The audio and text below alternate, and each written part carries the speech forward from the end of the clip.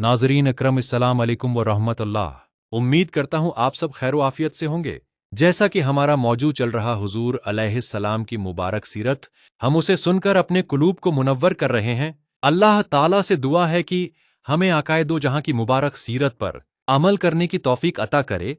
हमजा भाई भी हमारे साथ जुड़ चुके हैं, जो अपनी मालूमात से हमारे इल्म में इजाफा करेंगे। अगर अब तक आपने सब्सक्राइब नहीं किया है तो कर लीजिए, ताकि हमारी वीडियो आप तक आसानी से पहुंच सके।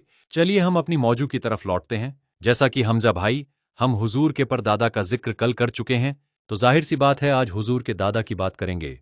हुजूर अलैहिस्सलाम के दादा अब्दुल मुत्तलिब का असली नाम शैबा है। ये बड़े ही नेक नफ्स और आबिदो जाहिद थे।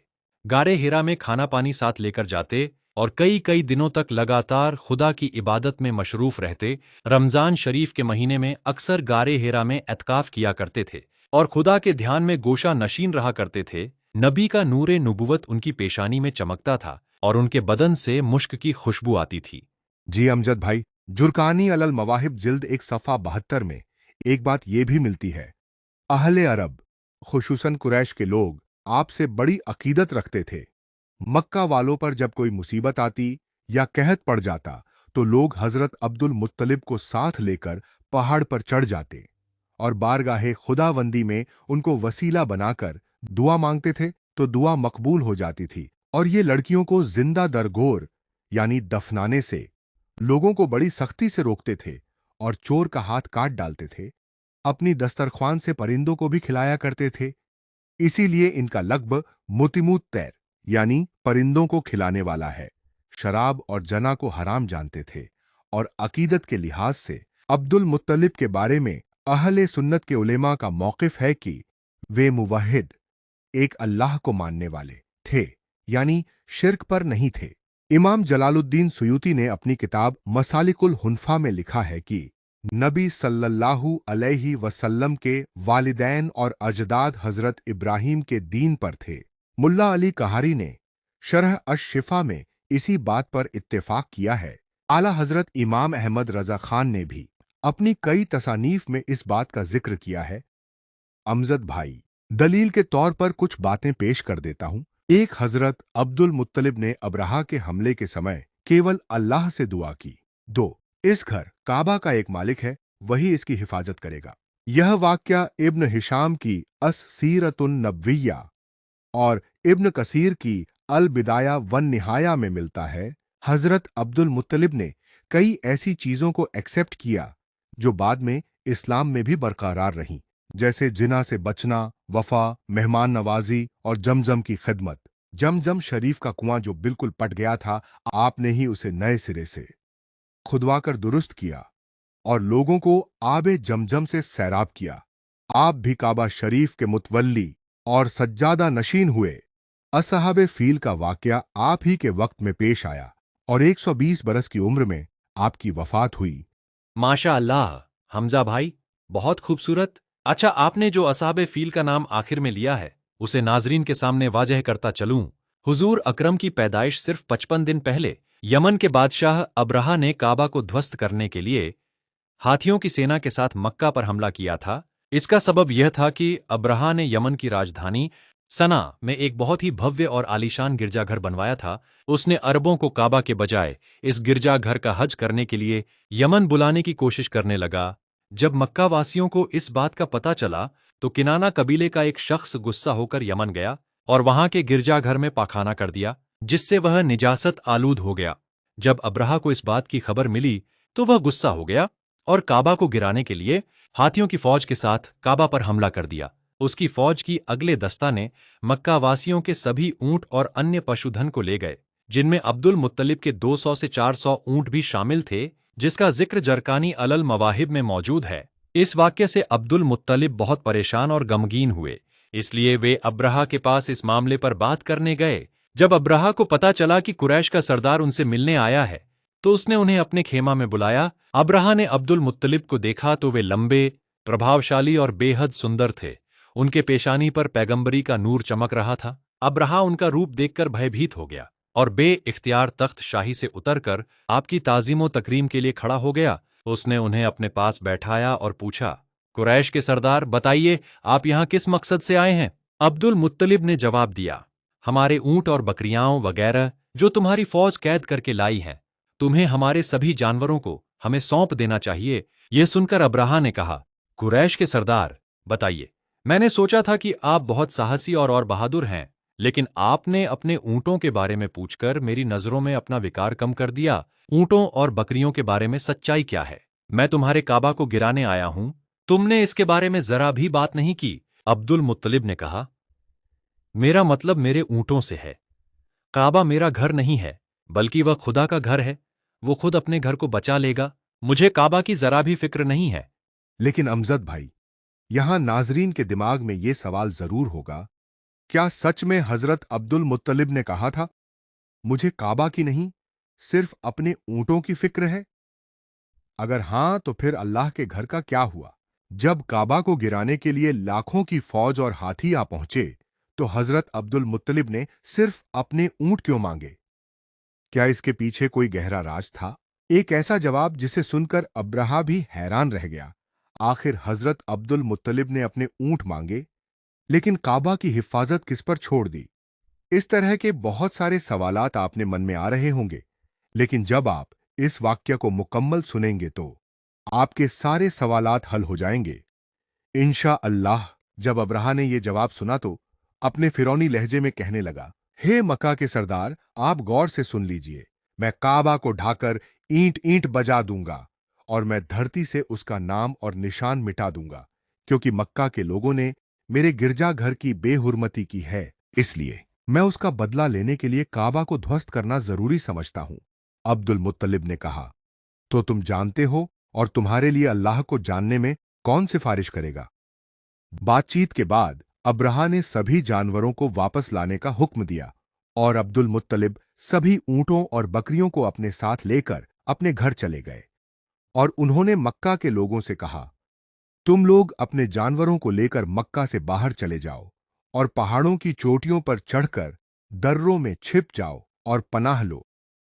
मक्का के लोगों को यह बताने के बाद वह खुद अपने परिवार के कुछ आदमियों को साथ लेकर काबा में चले गए और दरवाजे का हैंडल पकड़कर वे बड़ी बेचैनी, रोते बिलखते और बेकरार होते हुए बारगाहे इलाही में दुआ करने लगे और कहने लगे, या अल्लाह, हर शख्स अपने घर की हिफाजत कर सकता है, इसलिए आप भी अपने घर की हिफाजत करिए और इनके मुकाबले में अपने इताअत करने वालों की मदद फरमा। अब्दुल मुत्तलिब ने यह दुआ की और अपने परिवार के साथ पहाड़ की चोटी पर चढ़ गए और वो अल्लाह की कुदरत का जलवा देखने लगे। जब अब्राहा की फौज मक्का के करीब वादी ए मुहस्सिर पहुंची, तो उसका सबसे बड़ा हाथी महमूद अचानक बैठ गया।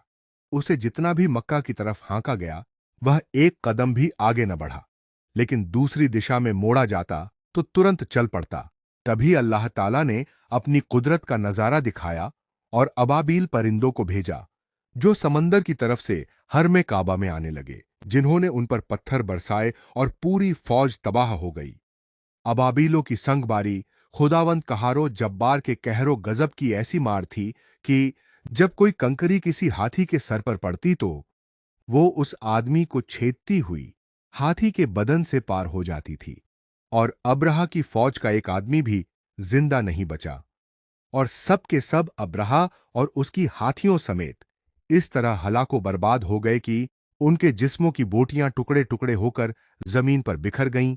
इसकी दलील कुरान मजीद सूरह अल-फील 105 1 से 5 में मौजूद है, जबकि सीरत इब्न हिशाम और अल बिदाया वन निहाया इब्न कसीर में भी मुकम्मल तौर पर मौजूद है।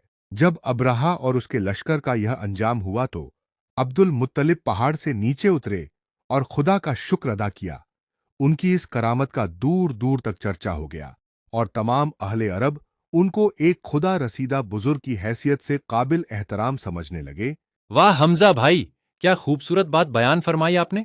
हमारे नाजरीन के तमाम सवालात के जवाब मिल गए होंगे। हमजा भाई, हम हजरत अब्दुल्लाह की बात भी कर लेते हैं। ये हमारे हुजूर रहमते आलम सल्लल्लाहु ताला वसल्लम के वालिद माजीद हैं। ये अब्दुल मुत्तलिब के तमाम बेटों में सबसे ज्यादा बाप के लाडले और प्यारे थे, क्योंकि उनकी पेशानी में नूरे मोहम्मदी अपनी पूरी शानो शौकत के साथ जलवा गर था। इसीलिए हुस्नो खूबी के पैकर और जमाले सूरत व कमाले सीरत के आईनादार और ईफ्तो पारसाई में एकताए रोजगार थे। कबीले कुरैश की तमाम हसीन औरतें उनके हुस्न जमाल पर फरेफ्ता और उनसे शादी की ख्वाहिश रखती थीं, मगर अब्दुल मुत्तलिब उनके लिए एक ऐसी लड़की की तलाश में थे जो न केवल सुंदरता में बल्कि उच्च वंश, पवित्रता और पारसाई में भी विशिष्ट और मुमताज हो। यह एक अजीब इत्तेफाक था कि एक दिन अब्दुल्ला शिकार के लिए जंगल गए। सीरिया के यहूदियों ने कुछ अलामतों से पहचान लिया था कि वे अंतिम समय के पैगंबर के पिता हैं। इसलिए इन यहूदियों ने हजरत अब्दुल्लाह को बार बार मारने का प्रयास किया। इस बार भी यहूदियों की एक बहुत बड़ी जमात हथियार लेकर धोखे से हजरत अब्दुल्लाह को अकेले में मारने के इरादे से जंगल गई। लेकिन अल्लाह सर्वशक्तिमान के अफ़ज़लो करम से इस बार भी उन्हें बचा लिया। अचानक आलम गैब से कुछ ऐसे घोड़सवार नमूदार हुए जो इस दुनिया के लोगों से बिल्कुल अलग थे। इन घुड़सवारों ने यहूदियों को भगा दिया और अब्दुल्ला को सुरक्षित उनके घर ले गए। उस दिन वहब बिन अब्दे मनाफ भी जंगल में थे, और क्योंकि उन्होंने यह सब अपनी आंखों से देखा, इसलिए उनके मन में अब्दुल्ला के लिए बेइंतहा मोहब्बत और अकीदत पैदा हुई, और उन्होंने फैसला किया कि मैं अपनी प्रियतम आमीना का विवाह अब्दुल्ला से कर दूं। तो अपने कुछ दोस्तों के जरिए से उन्होंने अपनी इस खूबसूरत तमन्ना को अब्दुल मुत्तलिब तक पहुंचाया। अल्लाह की शान है कि अब्दुल मुत्तलिब अपने प्रिय अब्दुल्ला के लिए एक समान स्वभाव वाली जीवनसाथी की तलाश में थे। हजरत आमीना बिन्त वहब में वे सभी खूबियां मौजूद थीं। अब्दुल मुत्तलिब ने इस रिश्ते को खुशी खुशी मंजूर कर लिया। इस तरह 24 वर्ष की उम्र में हजरत अब्दुल्ला का निकाह हजरत बीबी आमीना से हुआ, और नूरे मोहम्मदी हजरत अब्दुल्ला से हजरत बीबी आमीना के शिकम में मुंतकिल हुआ। जब हमल शरीफ 2 महीने पूरे हो गए तो अब्दुल मुत्तलिब ने हजरत अब्दुल्ला को खजूर खरीदने के लिए मदीना या व्यापार के लिए सीरिया भेजा। वहां से लौटने पर वे मदीना में अपने वालिद बनु अदी बिन नज्जार के घर में 1 महीने तक बीमार रहे। 25 वर्ष की उम्र में वफात पा गए और उन्हें वहीं दारे नाबगा में दफनाया गया। ये जरकानी अलल मवाहिब और मदारिजून नुबुवह में भी है। काफिला वालों ने जब मक्का लौटकर अब्दुल मुत्तलिब को हजरत अब्दुल्लाह की बीमारी का हाल सुनाया तो उन्होंने खबरगिरी के लिए अपने सबसे बड़े लड़के हारिश को मदीना भेजा। उनके मदीना पहुंचने से पहले ही अब्दुल्लाह का इंतकाल हो चुका था। हारिश ने मक्का वापस होकर जब वफात की खबर सुनाई तो सारा घर मातम कदा बन गया और बनु हाशिम के हर घर में मातम बरपा हो गया। खुद हजरत आमीना ने अपने मरहूम शौहर का ऐसा पुरदर्द मरसिया कहा कि जिसको सुनकर आज भी दिल दर्द से भर जाता है। हजरत शेख अब्दुल हक मुहद्दिस दहलवी रहमतुल्लाह अलैह मदारिजून नुबुवह में इरशाद फरमाते हैं कि हजरत अब्दुल्लाह की वफात पर फरिश्तों ने गमगीन होकर बड़ी हसरत के साथ ये कहा कि अय अल्लाह, तेरा नबी यतीम हो गया। तो अल्लाह पाक ने फरमाया, क्या हुआ, मैं उसका हामी और हाफिज हूं। हजरत अब्दुल्ला का तरका, एक लौंडी उम्मे ऐमन जिनका नाम बरका था, कुछ ऊंट कुछ बकरियां थीं। यह सब तरका हुजूर रहमत ए आलम सल्लल्लाहु अलैहि वसल्लम को मिला। उम्मे ऐमन बचपन में हुजूर अखदस की देखभाल करती थी, खिलाती, कपड़ा पहनाती, परवरिश की सारी जरूरत पूरी करती। इसलिए हुजूर अखदस तमाम उम्र उम्मे ऐमन की दिलजोई फरमाते रहे। अपने महबूब गुलाम हजरत जैद बिन हारसा से उनका निकाह कर दिया और उनके सिकम से हजरत ओसामा पैदा हुए। अमजद भाई, नाजरीन को बता दीजिए कि नबी की सीरत का सिलसिला अभी खत्म नहीं हुआ, बल्कि हमारी अगली वीडियो और ज्यादा महत्वपूर्ण होने वाली है। जैसे, क्या आपने कभी सोचा है कि हुजूर सल्लल्लाहु अलैहि वसल्लम के वालिदैन का ईमान कैसा था? बरकाते नुबुव्वत का ज़ुहूर पैदा होने से पहले ही कैसे दिखाई देने लगा था? आखिर वो कौन कौन से हैरत अंगेज वाकयात थे जिन्होंने दुनिया को आने वाले आखिरी नबी सल्लल्लाहु अलैहि वसल्लम की आमद की खबर दे दी थी? इन तमाम बातों को दलीलों के साथ जानेंगे अगले एपिसोड में इंशाअल्लाह। इसे बिल्कुल मिस मत कीजिए। अल्लाह पाक आपको सलामत रखे। अगर अब तक आपने हमारे चैनल अमजद रजा 313 को सब्सक्राइब नहीं किया है तो कर लीजिए और बेल आइकन को प्रेस कर लीजिए ताकि हमारी वीडियो आप तक सबसे पहले पहुंच सके। अस्सलामु अलैकुम।